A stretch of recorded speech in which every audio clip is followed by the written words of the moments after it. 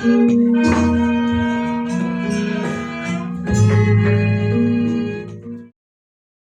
Mahayana nginep di Mendut, oh sering, dari Korea. Biku Mahayana dari Amerika, dari Singapura. Apakah mereka juga sembahyang di wihara Mendut itu, Bante? Oh iya, mereka masuk, mereka sembahyang, mereka meditasi. Kan cara bacanya Parita, caranya bacanya Liam King kan lain, ya gentenan toh. Dia dulu, tamunya dulu, atau tuan rumahnya dulu. Tuan rumahnya bahasa Pali, tamunya mau baca King, Mahakaruna Dharani pakai bahasa Sanskerta atau bahasa Mandarin atau bahasa Tibet, dia menyusul. Atau tamunya dulu. Kalau kita makan bersama kan begitu, pemberkahan. Ya duluan, ya Mahayana baca pemberkahan dulu, lalu Theravada baca pemberkahan belakang. Apanya yang lain, Bante?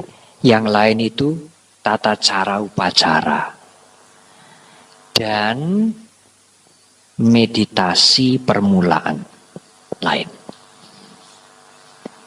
Kalau sudah meditasi lanjutan sama, mengembangkan kesadaran, sati, seperti yang saya jelaskan di modelan. Kalau ada sati, ada perhatian, ada keawasan, kita tidak hanyut pada perasaan sama.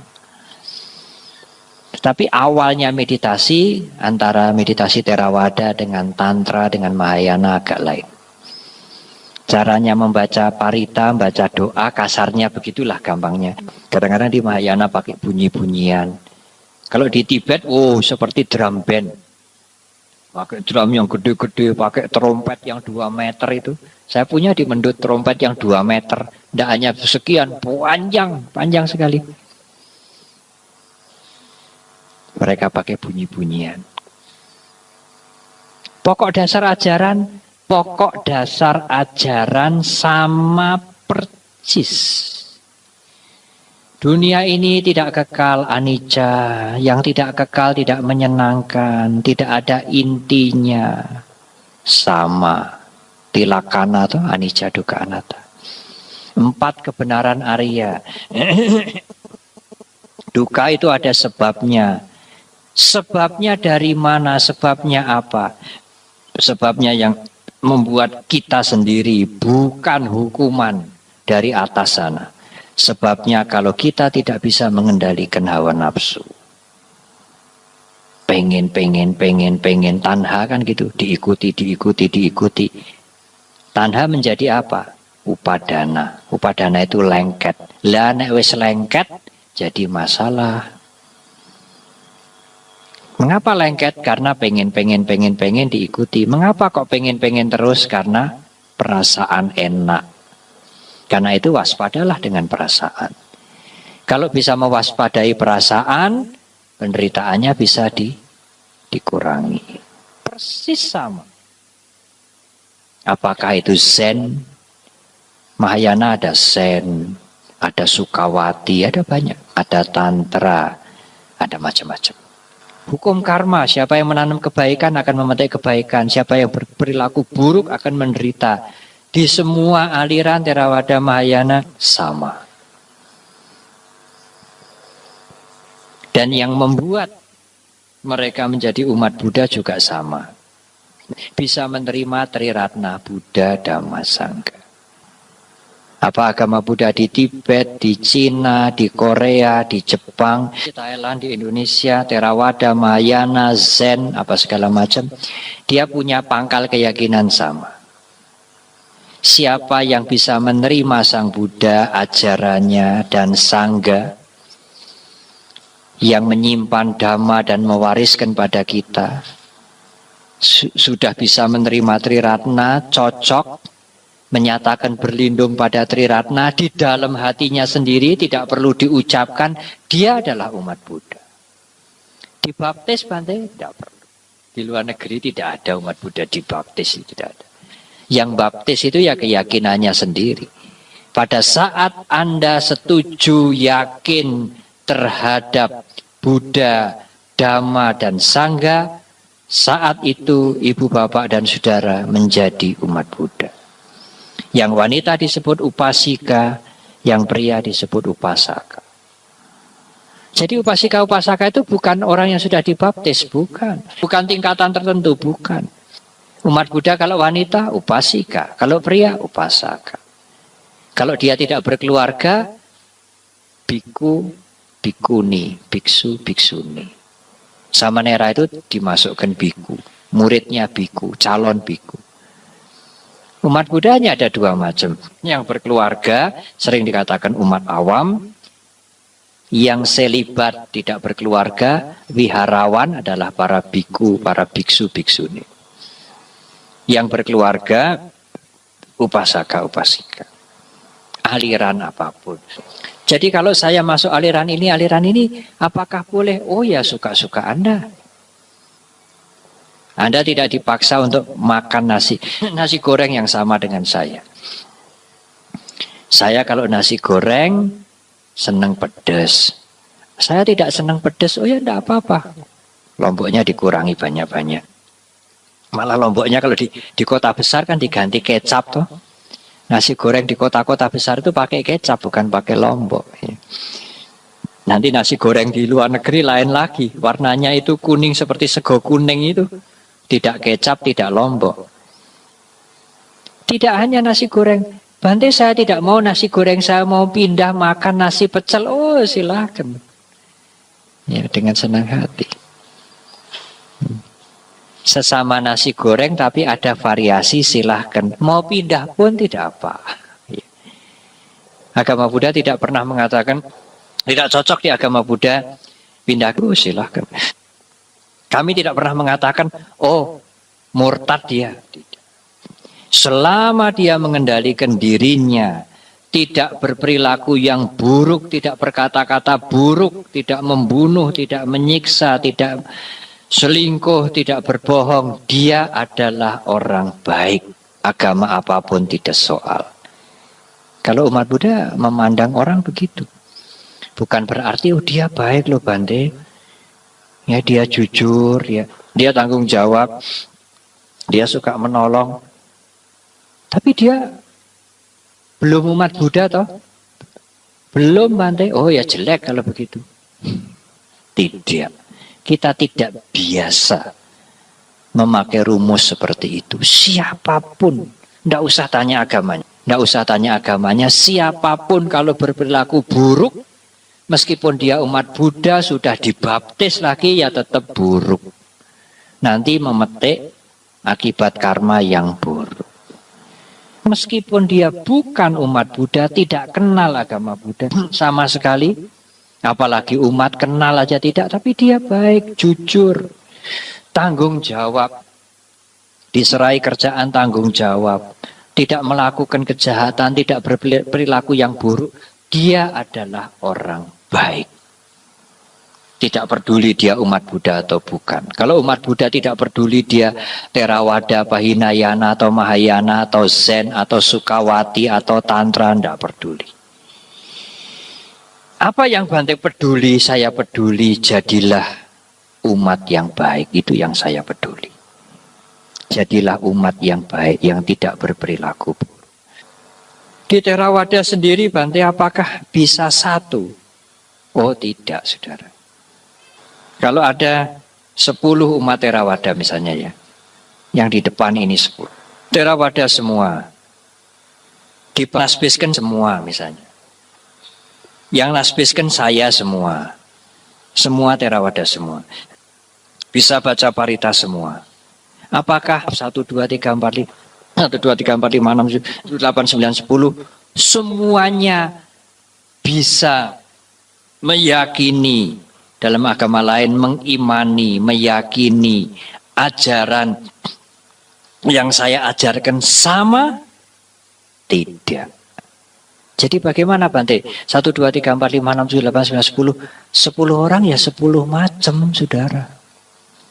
Sama-sama Theravada, sama-sama kebaktian di Wihara Jambonwot ini, sama-sama dibaptis, sama-sama upasaka. Yang baptis saya sama semua, Theravada semua, bukan Mahayana, bukan Hinayana, bukan Zen. 10 orang, 10 macam. Bisa sama? Tidak bisa. Itu hukum alam. Anak kita sendiri 3. Kita suami istri umat Buddha, Theravada semua. Anak kita didik dari kecil 3. Jadi Theravada semua, pinter parita pali semua. Yang nasbiskan saya semua. Upasaka upasika semua. Dapat nama Pali semua. Apakah anak kita 3 yang Theravada semua, anak kandung kita semua sendiri beragama dengan keyakinan, dengan iman yang sama? Tidak. Telu ya telu 3 macam. Kok bisa Bante? Lah jebulannya dari 3 ini ada 1 kepingin jadi biku. Ada yang 1 meditasinya rajin sekali. Yang kepingin jadi biku ini malah meditasinya ogah-ogahan. Yang ini tidak senang meditasi, tapi belajar filsafat agama Buddha yang mendalam. Lain-lain semua. Tapi 3 Theravada semua. Ayah ibunya sama. Nasbiskennya sama. Lain semua. Loh kok bisa? Ya hukum alam. Yes. Saya pikir kalau agama Buddha malah alirannya banyak, baik. Bante tidak ingin agama Buddha 1 begitu. Oh, tidak ingin. Apa baiknya Bante? Baiknya kan banyak pilihan. Aku rasa seneng yang Mahayana pilih Theravada. Tidak seneng Theravada pilih Zen. Enggak seneng Zen pilih yang lain. Kan semuanya agama Buddha semua. Nah kalau agama Buddha hanya 1 macam gimana? Lah tidak senang agama Buddha pilih agama lain. Sayang. Ya kalau agama Buddha ada 10 macam, wah banyak pilihan. Nah seperti Tante Wicong jualan roti, wah apalagi roti macam-macam. Masuk ke situ, masuk ke tokonya Tante Wicong, tidak nolak lah. Tidak sampai akan keluar. Yang dicari roti ini tidak ada, masih ada yang itu kok. Masih ada yang ini kenong coklat, ini kenong semir, itu kenong apa, keju, macam-macam. Loh kok sampai enggak beli Mas? Ini rotinya kan banyak. Yang basah ada, yang kering ada, yang macam-macam ada. Nah itulah. Setiap agama, setiap pemikiran itu variatif ya, ada variasi. Saya punya murid sama Nera. Kadang-kadang 2, ini sekarang ada 2.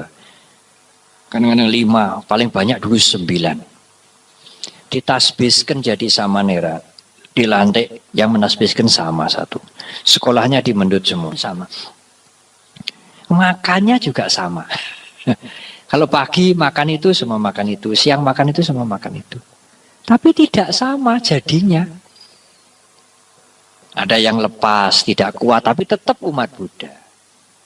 Ada yang sampai dikirim ke luar negeri karena belajar sungguh-sungguh. Ada yang mau meditasinya sungguh-sungguh. Jadi kalau 9 samanera, 9 biku, 9 biksu, ya 9 macam.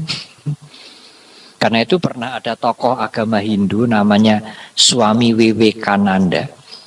Waktu dia pidato di Amerika, dia ditanya, ada berapa banyak agama di dunia ini?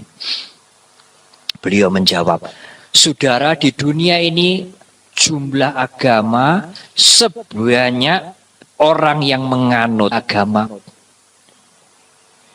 Jadi kalau di dunia ini yang menganut agama itu 4 miliar, di dunia ini ada agama 4 miliar.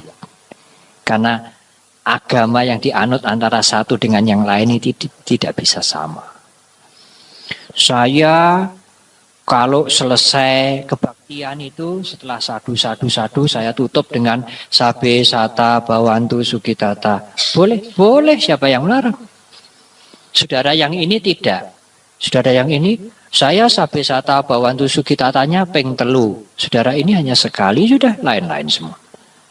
Jadi agama ada berapa macam? Oh ya, ada banyak macam.